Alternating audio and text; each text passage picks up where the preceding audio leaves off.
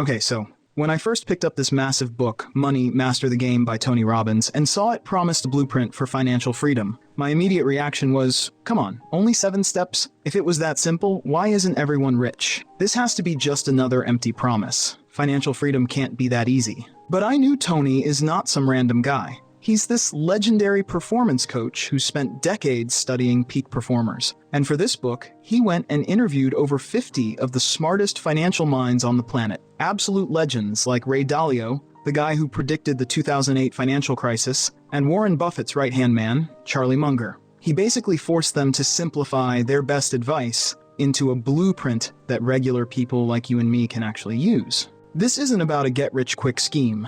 It's a step-by-step game plan that takes you from feeling confused and anxious about money to feeling completely in control.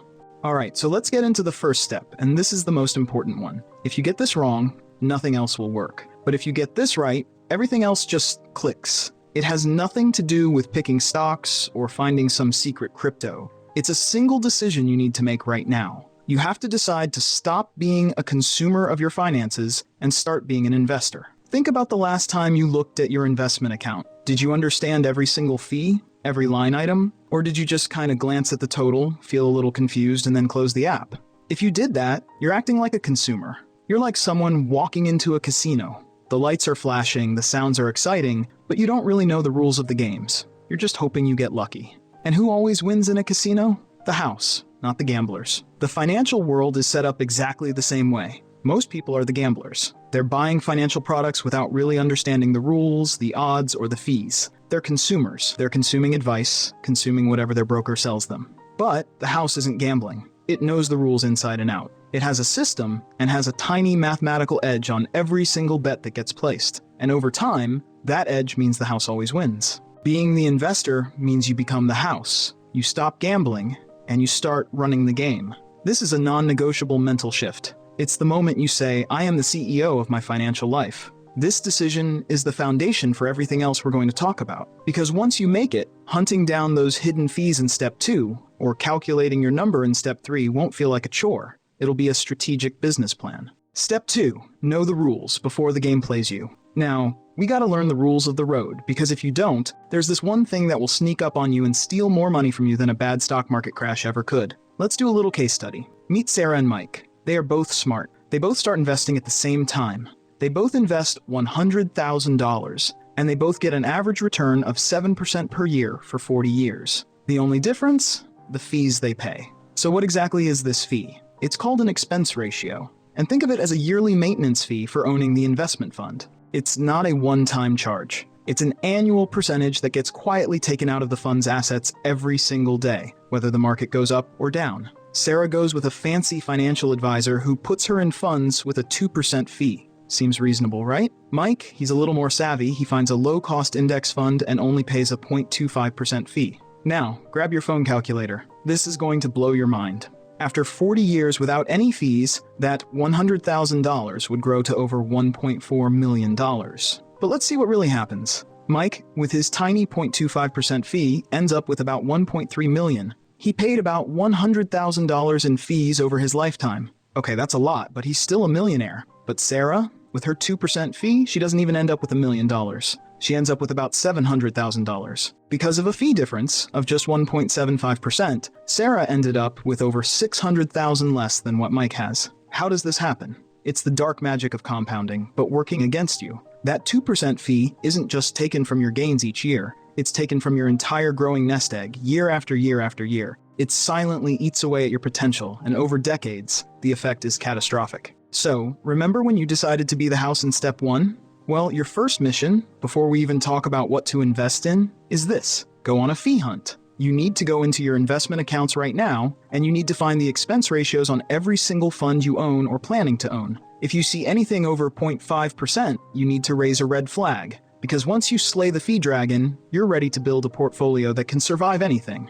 Step 3. Make the game winnable. Most people just say, I want to be rich, and leave it at that. But rich is a feeling. It's vague. It's like saying you want to go on a trip but having no destination. Your financial life needs a destination. It needs a GPS coordinate. So let's find your coordinate, the number.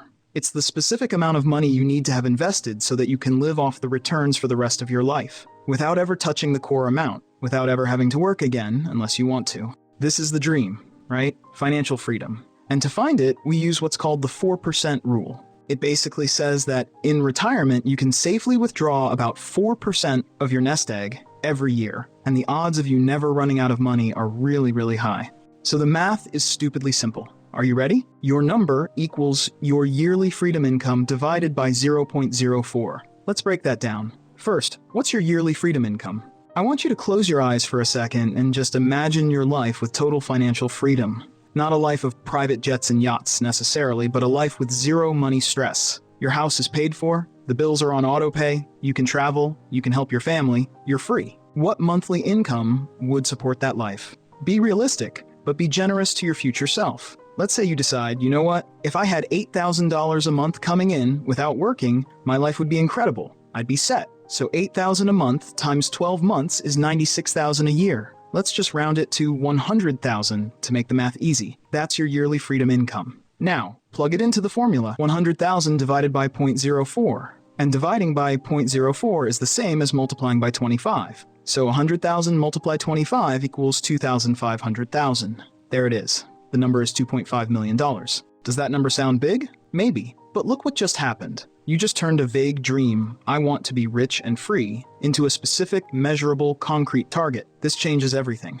Now you're not just saving for retirement, you're working toward a very specific goal. You can break this down. If you have 25 years to get there, you know roughly how much you need to save and invest each year. It makes everything feel possible. So your turn. Pause this video, grab your phone, open the calculator app. First, decide on your monthly freedom income. Got it? Now multiply that by 12 to get your yearly number. Now take that yearly number and multiply it by 25. What did you get? Tell me your number in the comments. I'm genuinely curious what everyone's freedom goal is. Step 4. Asset allocation. So you've got your number. You know exactly where you're going. But now comes the big question. How do you actually get there without your portfolio taking a nosedive the second the economy gets a little sneezy? Because let's be real, most of us have a portfolio that's like a house made of playing cards. When the sun is shining, when stocks are going up, it looks great. But the second a little wind blows, inflation, a recession, some weird global event, the whole thing just collapses. And you're left staring at your screen watching years of gains disappear in weeks. Not exactly a relaxing way to build wealth, is it? That's where the all-seasons portfolio comes in. And it wasn't invented by Tony Robbins. He discovered it by interviewing Ray Dalio, one of the most successful hedge fund managers in history. Dalio spent years analyzing 100 years of market data to create a portfolio that could weather any economic storm. Here's what he figured out. The economy only has 4 seasons: growth, recession, inflation, and deflation. Most portfolios are built for just one season, growth. They're 90% stocks. And hey, when the sun is shining, it's awesome. But what happens when it rains? Or when a hurricane hits? You get soaked, you get wiped out. The all-seasons portfolio spreads your money across different assets so that no matter what season hits, something in your portfolio is doing well, and it balances out the parts that are struggling. Let's break down the simple recipe. Imagine you have a pizza, and you're gonna slice it into 5 pieces, but they're not equal slices. The biggest slice of your pizza, 40%, goes to long-term bonds. Think of these as your super reliable, steady Eddie investment. When times get tough and we hit a recession, everyone runs to the safety of long-term bonds, and their value goes up. This slice is your portfolio's shock absorber. The next slice, 30%, goes to stocks. This is your growth engine. This is the part that captures all the amazing innovation and growth of the economy over the long run. When the sun is shining, this slice of the pizza is feasting. Then a 15% slice goes to intermediate-term bonds. These are like the middle child, a nice balance between the steady long-term bonds and the wild growth of stocks. They add a little more stability and income. Now, the last 2 slices, 7.5% each, go to gold and commodities. Think of these as your insurance policies. When inflation hits, when the money in your wallet buys less and less, the value of stuff like gold and commodities, like oil and metals, tends to skyrocket. Now, you might be thinking, okay, but if it's so safe, the returns must be terrible, right? Wrong. And this is where it gets really exciting. From 1978 to 2013, here's how different strategies performed. A super risky portfolio, which is 100% stocks, returned about 11.2% per year. Not bad. But during the 2008 crisis, it lost 37% of its value.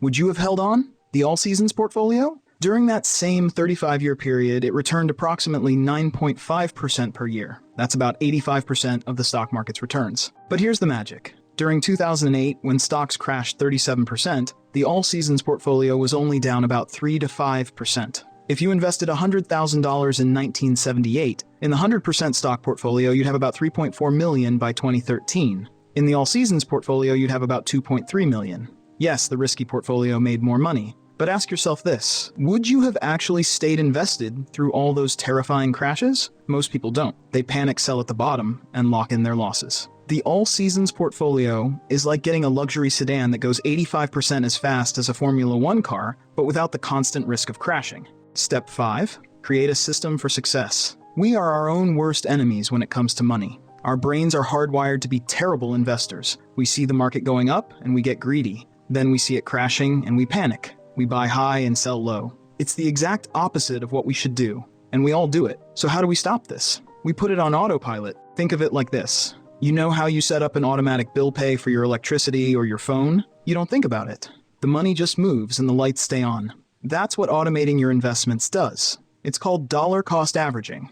Let's say you decide to invest $500 every single month. When the market is high, your $500 buys fewer shares. But when the market is low, the same $500 automatically goes in and buys more shares. You're not timing the market or making emotional decisions. You're just a robot, consistently feeding your portfolio, rain or shine. Over 20 or 30 years, you end up with a lower average cost per share than someone who tries to be a genius and time the market. You can do this with any investment account. In your brokerage account, you can set up an automatic transfer from your checking account for the same day every month. You can even automate the investing part, so the money gets swept right into your all-seasons portfolio.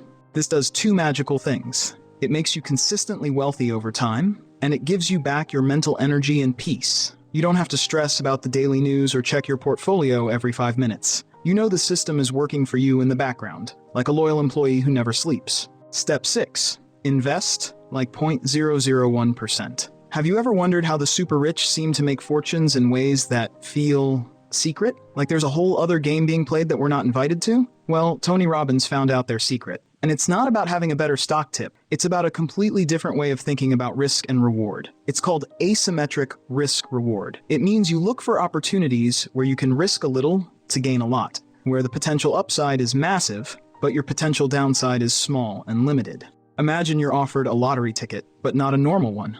This one costs $10. There's a 90% chance it's a loser, and you lose your $10, but there's a 10% chance it wins you $10,000. Would you take that risk? Think about it. You're risking $10. The most you can lose is only $10, but you have a real shot at winning $10,000. That's how the ultra-wealthy think. So what does this look like in real life for them? It's investments in things like venture capital, betting on startups before they go big, private equity, buying and fixing up whole companies, hedge funds using sophisticated strategies, or commercial real estate deals. You might be thinking, I don't have millions to invest in a startup. And that's the brilliant part. Robbins shows us that this mindset is now available to regular people like you and me. You don't need to be a billionaire to think like one. Here's how you can apply this right now.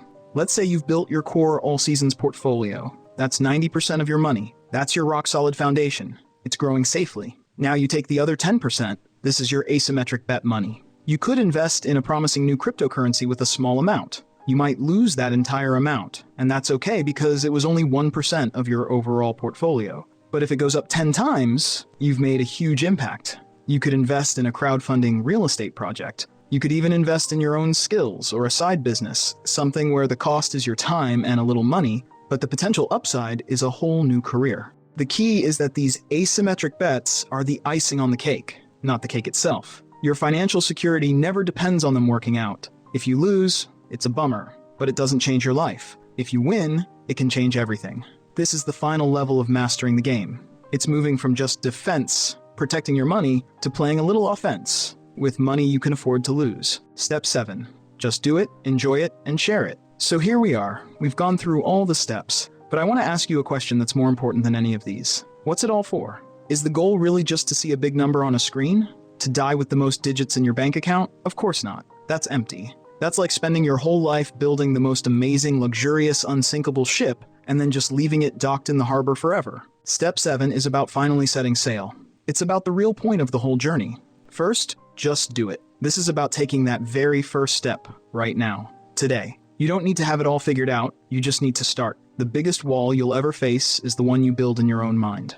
The perfect time will never come. The market will always be too high or too low. Your life will always be too busy. Second, enjoy it. This is the part everyone forgets. Financial freedom isn't about retiring and doing nothing. It's about the freedom to say yes to life. It's about taking that vacation with your family without stressing over the credit card bill. It's about being able to help your parents when they need it. It's about quitting a job you hate and pursuing work you actually love. Remember your number from step 3? That number isn't the finish line. It's the starting line for the rest of your life. It's the tool that buys you your time back, the most precious resource you have. So as you build, don't forget to enjoy the journey. Finally, and this is the most important part, share it. True wealth isn't measured by what you have, but by what you give. Once you've built your lighthouse, your solid financial foundation, you can use its light to guide other ships. Sharing doesn't always mean money. It can mean sharing knowledge. Send this video to a friend who's stressed about money. Explain the 4% rule to your sibling. Talk to your kids about compound interest.